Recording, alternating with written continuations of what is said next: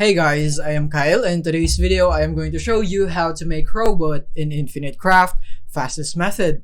So let's get started.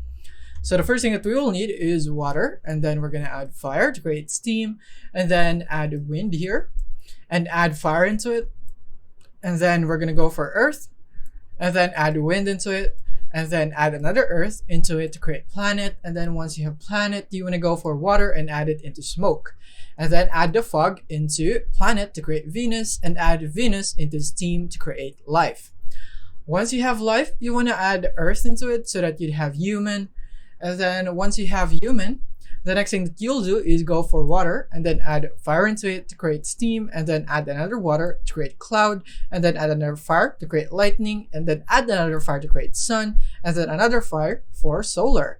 And then once you have solar, you want to go for earth and then wind, and then add another earth right here to create planet, and add it to solar, and then add system into human, and then there you have it. You now have robot.